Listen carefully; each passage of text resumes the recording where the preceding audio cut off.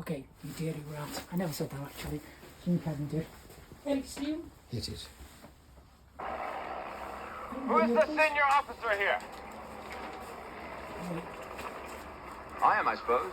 Come with me.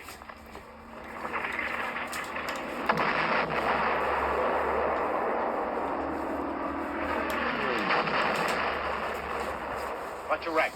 Lieutenant Colonel. All right, Colonel, I want you to go along with these two officers on the flag of truce and tell that battery to stop firing.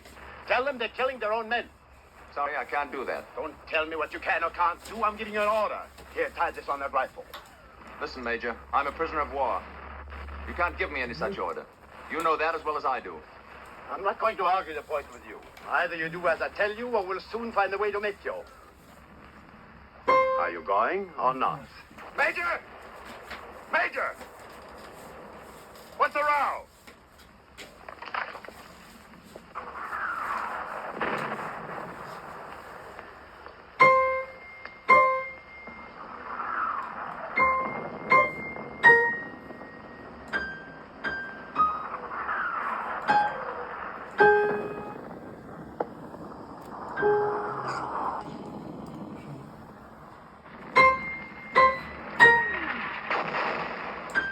The Field Marshal said you're right.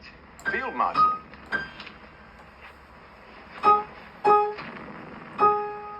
So this, then, was Rommel. Erwin Johannes Eugen Rommel, Commander-in-Chief of the enemy army and the most celebrated German soldier since World War I. Already a legend in the desert, he was a fox who had chased his hunters back and forth across North Africa about as often as they had chased him. And his tricks and turns had made even the Tommies chuckle, which is scarcely the proper reflex to the enemy in time of war. In spite of which, he was still, of course, my enemy. The enemy not only of my country and the army in which I served, but of all life as I knew it.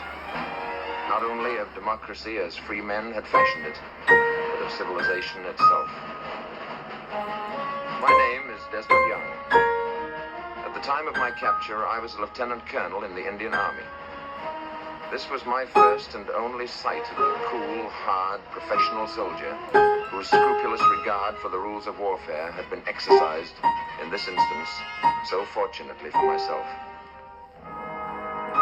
2 years and 4 months later, while the British and Americans were still fighting their way across Europe, Erwin Rommel was dead.